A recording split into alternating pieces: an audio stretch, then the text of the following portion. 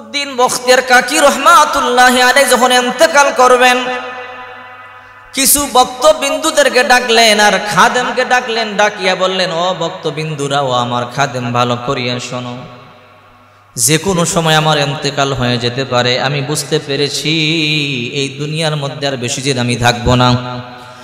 যে কোনো সময় আমার ইন্তেকাল হয়ে যেতে পারে।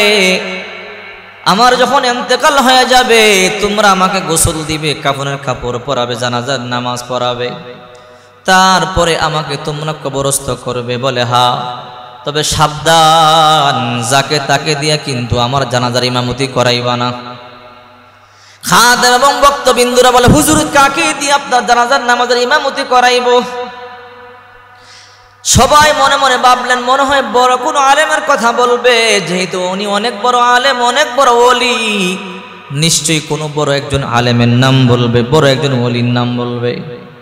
কিন্তু না না, কুতুবউদ্দিন বখতিয়ার কাকি রহমাতুল্লাহ আলাইহি বলে, ও বক্তবিন্দুরা, ও আমার খাদেম, ভালো করিয়া শোনো, আমার যখন ইন্তেকাল হয়ে যাবে, ইন্তেকাল হয়ে যাওয়ার পরে তোমরা যখন আমাকে গোসল দিবে, আমাকে কাফনের কাপড় পরাবে, আমাকে যখন জানাজা দেওয়ার জন্য মাঠে নিয়ে যাবে, যাকে তাকে দিয়ে তোমরা আমার জানাজার নামাজ পড়াইবা না। বক্তবিন্দুরা তখন বলল, আল্লাহর ওলি, কাকে দিয়ে আপনার জানাজার নামাজ পড়াবো? কুতুবউদ্দিন বখতিয়ার কাকি রহমাতুল্লাহ আলাইহি বললেন, যার মধ্যে 4টা গুণ পাইবা, এই 4 গুণওয়ালা ব্যক্তি দিয়ে আমার জানাজার নামাজের ইমামতি করাইবা। বলে, 4টা কি গুণ? বলে, 4টা গুণের মধ্যে 1 নাম্বার গুণ হলো, যার জীবনে তাকবীর উলা ছুটে নাই। যার জীবনে তাকবীর উলা ছুটে নাই, বড় কঠিন গুণ। তাকবীর উলা কিন্তু সাধারণ কথা না। ইমাম সাহেব যখন আল্লাহু আকবার বলে, সাথে সাথে আল্লাহু আকবার বলে হাত বাঁধা তাকবীর তাহরিমা। এই তাকবীর উলা যার জীবনে ছুটে নাই, অথচ রাসূল করিম সাল্লাল্লাহু আলাইহি ওয়াসাল্লাম বলেন, গোটা জীবন না, 1 বছর না, কেউ যদি মাত্র 40 দিন তাকবীর উলার সাথে নামাজ আদায় করে, আল্লাহ পাক রব্বুল আলামিন তার জন্য 2টা পরওয়ানা জারি করে।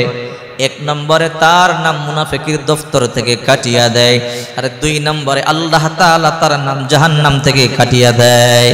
মাত্র 40 দিন কোনো ব্যক্তি যদি তাকবীরে উলার সাথে নামাজ আদায় করে, তার ব্যাপারে 2টা পরওয়ানা জারি হয়।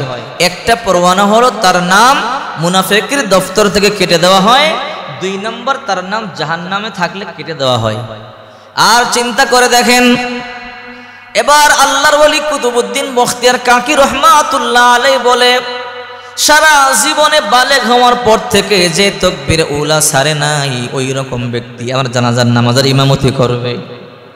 2 নাম্বার গুণ, যেই ব্যক্তি জীবনে আসরের নামাজের সুন্নাত কাজা করে নাই, ফরজ কাজা করবে দূরের কথা, আসরের সুন্নতে জায়েদা পড়লে সওয়াব, না পড়লে গুনাহ নাই। চিন্তা করে দেখেন, এই সুন্নাত পর্যন্ত জীবনে যে সারে নাই, ওই লোক আমার ইমামতি করবে। 3 নাম্বার কি গুণ বলেন? 3 নাম্বার গুণ হলো, যার জীবনে তাহাজ্জুদের নামাজ কাজা হয় নাই, বালেগ হওয়ার পর থেকে যে জীবনে তাহাজ্জুদের নামাজ কাজা করে নাই, ওই রকম ব্যক্তি আমার জানাজার নামাজের ইমামতি করবে। 4 নাম্বার গুণ কি? 4 নাম্বার গুণ হলো, যে ব্যক্তি জীবনে কোনোদিন বেগানার নারীর দিকে নজর দেয় নাই, আর এখন একটা নারী যদি সামনে দিয়ে হাইটা যায়, টেরা হয়ে তাকায়, সোজা হয়ে তাকাইতে না পারলে টেরা হয়ে তাকায়, সাবধান। রাসূল করিম সাল্লাল্লাহু আলাইহি ওয়াসাল্লাম বললেন, আলী, প্রথম নজর যদি পড়ে যায়, নজর সরায় ফেলো, দ্বিতীয়বার নজর দিও না। যেই সমস্ত পুরুষেরা বেগানার নারীর দিকে নজর দিবে, কিয়ামতের ময়দানে এই চোখের মধ্যে সীসা গলায়া গলায়া ডালা হবে। এই জন্য সাবধান। আর বর্তমান নারীরা যেইভাবে চলাফেরা করে, জাহান্নামী নারী যেইভাবে চলাফেরা করে, কাপড় পরে উলঙ্গ মনে হয়। নবীজি 1400 বছর আগে বলে দিয়েছেন, শেষ জমানার মধ্যে এমন কিছু নারী হবে, কাপড় পরবে কিন্তু উলঙ্গ মনে হবে। নবীজি বলেন, নিসাউন কাসিয়াতুন আরিয়া, কাপড় পরিহিতা কিন্তু উলঙ্গ মনে হবে। মুমিলাতুন মাইলাতুন, তারা পুরুষকে আকৃষ্ট করবে, পুরুষের প্রতিও আকৃষ্ট হবে। তারা উটের কুজের মতো খোপা বাঁধবে। রুউসুহুন্না কাসিনিমাতিল বুখতিল মাইলা, উটের কুজের মতো আলগা চুল লাগায়া খোপা বাঁধবে, হেলে দুলে মডার্ন করে চলবে। ঠোঁট পালিশ লাগাবে, গাল পালিশ লাগাবে, মেকআপ করবে, আইলানা মাস্কারা লাগায়া লাগায়া পুরুষকে আকৃষ্ট করবে। রাসূল করিম সাল্লাল্লাহু আলাইহি ওয়াসাল্লাম বলেন, এই সমস্ত বজ্জাত নারীরা জান্নাতে যাবে দূরের কথা, লা ইয়াদখুলনাল জান্নাতা ওয়ালা ইয়াজিদনা রিহাহা, জান্নাতের সুঘ্রাণ পর্যন্ত তারা পাবে না। অথচ জান্নাতের 500 বছর দূরেও জান্নাতের সুঘ্রাণ পাওয়া যায়। এই সমস্ত নারীরা জান্নাতে যাবে দূরের কথা, জান্নাতের সুঘ্রাণ পর্যন্ত। এই জন্য সাবধান করে বলছি, হ্যাঁ যুবকেরা, বেগানা নারীর দিকে তাকাবে না। ও বেগানা নারীরা, সাবধান সাবধান, বেপরদা হইয়া তোমরা চলিও না, কারণ জাহান্নাম কিন্তু বড় ভয়ঙ্কর। বলছিলাম কুতুবউদ্দিন বখতিয়ার কাকি রহমাতুল্লাহি আলাইহির ঘটনা। এই 4 গুণ যার মধ্যে পাবা, তারে দিয়ে আমার জানাজার নামাজের ইমামতি করাইবা। আর যদি কারো মধ্যে এই 4টা গুণ না পাও, আমাকে বিনা জানাজায় তোমরা দাফন করিয়া দিও। কুতুবউদ্দিন বখতিয়ার কাকি রহমাতুল্লাহি আলাইহির ইন্তেকাল হয়ে গেল।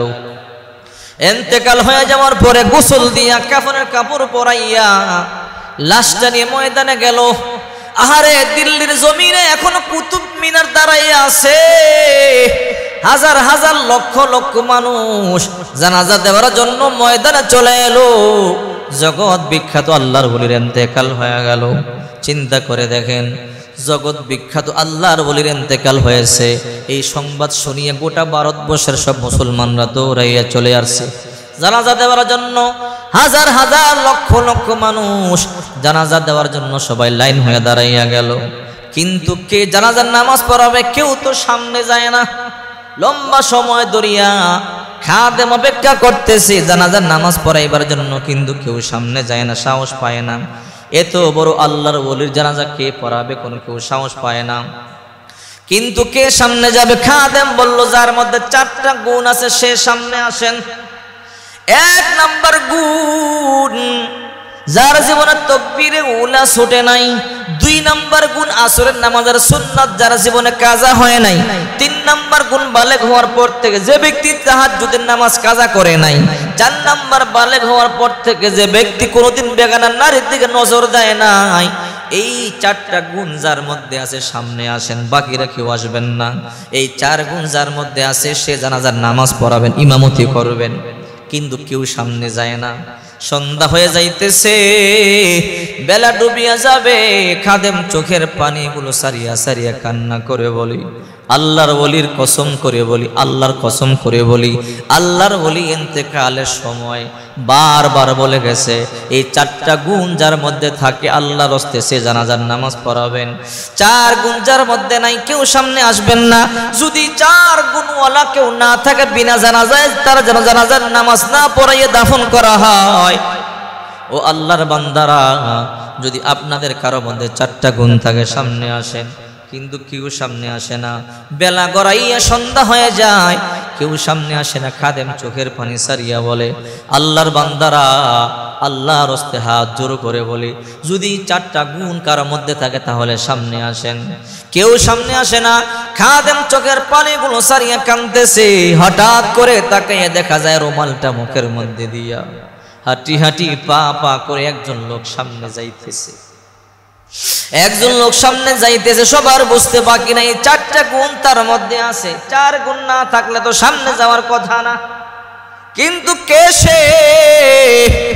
এমন ব্যক্তি কে এই ভারতবর্ষে যার মধ্যে এমন 4টা গুণ আছে, যে জীবনে কোনোদিন বালেগ হওয়ার পর থেকে তাকবীরে উলা ছাড়ে নাই, যে জীবনে কোনোদিন বালেগ হওয়ার পর থেকে আসরের নামাজের সুন্নাতও ছাড়ে নাই, যে জীবনে কোনোদিন বালেগ হওয়ার পর থেকে তাহাজ্জুদের নামাজ ছাড়ে নাই, যে কোনোদিন বালেগ হওয়ার পরে কোনো বেগানা নারীর দিকে নজর দেয় না, এমন 4 গুণওয়ালা কে?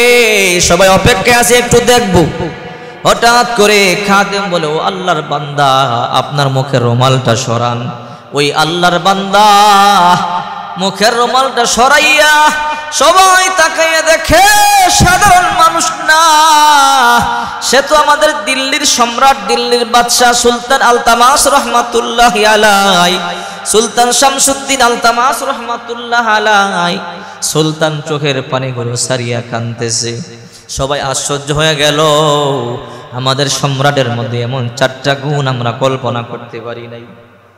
সুলতান শামসুদ্দিন আলতামাস রহমাতুল্লাহি আলাইহি খাটিয়ার সামনে গিয়ে বলে, রে বন্ধু, তুই আমার গোপন রাজ কেন প্রকাশ করে দিলি? আমার গোপন আমলগুলো আমি চাইছিলাম না জীবনে কারো কাছে প্রকাশ করব। আমার এই গোপন আমলগুলো হে কুতুবউদ্দিন তুমি ছাড়া কেউ জানতো না, আমার আল্লাহ জানতো, তুমি জানতা, তুমি কেন এমন পেছ লাগাইয়া দিয়া গেলা? যদি এখন আমি তোমার জানাজার ইমামতি না করি, বিনা জানাজায় তোমার লাশ দাফন হবে, আমি বন্ধু হইয়া কেমনে সহ্য করব?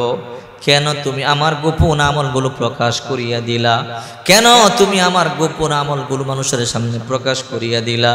তুমি যদি এই শর্ত না দিতা, আমি সামনে আসতাম না, আর গোপন আমল আমার প্রকাশ পাইত না। সুলতান চোখের পানিগুলো সারিয়া সারিয়া কান্না শুরু করে দিলেন। খাদেম বলে, আল্লাহর বান্দা, জানাজার নামাজের ইমামতি করেন। জানাজার নামাজের ইমামতি করাইয়া লাশটা দাফন করিয়া দিছে। চিন্তা করে দেখেন, একটা বাদশাহ হওয়ার পরে, ভারতবর্ষের বাদশাহ সাধারণ দেশের বাদশাহ না, বিরাট বড় দেশের বাদশাহ হওয়ার পরে, রাজ্য পরিচালনা করবার পরে তার মধ্যে কেমন গুণ। আর এখন যদি যুবকদেরকে বলি, রে যুবক ভাই নামাজ পড়িয়া যাও, যুবক বলে হুজুর পেন ভালো না, যুবক বলে হুজুর আমার কাপড় ভালো না, কেউ কেউ বলে হুজুর আমি ব্যস্ত আছি এখন সময় নাই, কেউ কেউ বলে আমার পেন ভালো না। আসলে তোমার পেন কাপড় ভালো না তা না, তোমার কপালটাই পুড়ে গেছে। আল্লাহর দরবারে কি জবাব দিবা হে যুবক ভাই? সুলতান শামসুদ্দিন আলতামাস রহমাতুল্লাহি আলাইহি দিল্লির সম্রাট হওয়ার পরও যদি এমন আমল করতে পারে, তুমি কেন আমল করতে পারবা না? তুমি কি তার থেকে ব্যস্ত হয়ে গেলা নাকি? এই জন্য আল্লাহ পাক রব্বুল আলামিন বলেন যে আমার দিকে 1 বিঘত অগ্রসর হয়, আমি তার দিকে 1 হাত অগ্রসর হই। যে আমার দিকে হেঁটে হেঁটে আসে, আমি তার দিকে দৌড়াইয়া দৌড়াইয়া যাই। যে ব্যক্তি আমল করতে চায়, আল্লাহ পাক রব্বুল আলামিন আমল সহজ করে দেয়। ইন্নামাল আমালু বিন্নিয়াত, আমলের প্রতিদান নিয়তের উপর নির্ভর করে। আপনি যেমনে চলতেছেন আল্লাহ অমনি চালাবে। যদি আপনি চিন্তা করেন আমি চুরি করিয়া চলবো, আল্লাহ চুরির ব্যবস্থা করে দিবে। যদি আপনি মনে করেন আমি ভিক্ষা করিয়া করিয়া চলবো, আল্লাহ সেই রাস্তায় বাতলাইয়া দিবে। আর যদি আপনি চিন্তা করেন আল্লাহ আমি পরিশ্রম করিয়া খাবো, পরিশ্রম করে চলবো, আল্লাহ পাক রব্বুল আলামিন কাজের ব্যবস্থা করিয়া দিবে। আপনি যদি বলেন আল্লাহ আমি নামাজ পড়বো, নেক কাজ করব, আল্লাহ সেই সুযোগ তৈরি করে দিবে। অনেক মানুষ আছে অফিসে চাকরি করে, তারপর নামাজ ছাড়ে না। অনেক মানুষ আছে মজদুরের কাজ করে, কঠিন পরিশ্রম করে, তারপরও নামাজ ছাড়ে না। অনেক মজদুর আছে, অনেক কৃষক আছে, কৃষি কাজ করবার জন্য মাঠের মধ্যে চলে যায়। আল্লাহু আকবার বলিয়া যখন আজান দিয়া দেয়, মাঠের মধ্যে ওযু করিয়া দাঁড়াইয়া যায়। অনেক জেলে আছে, মাছ ধরবার জন্য নদীর মধ্যে যায়, আজান হইলে নৌকার মধ্যে আল্লাহু আকবার বলিয়া দাঁড়াইয়া যায়। আমি অনেক জেলেকে দেখেছি নৌকার মধ্যে আল্লাহু আকবার বলিয়া নামাজে দাঁড়াইয়া যায়।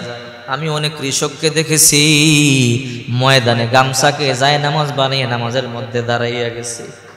নবী করিম সাল্লাল্লাহু আলাইহি ওয়াসাল্লাম বলেন, যারা মাঠে ময়দানে নামাজ পড়ে ডাবল সওয়াব হয়, যারা কোরআন শরীফ ঠেকিয়া ঠেকিয়া পড়ে ডাবল সওয়াব হয়। এই জন্য বেশি বেশি কোরআন তেলাওয়াত করবেন, বেশি বেশি নামাজ আদায় করবেন। চিন্তা ভাবনা করবেন কমপক্ষে 40 দিন যেন তাকবীরে উলার সাথে নামাজ আদায় করতে পারেন।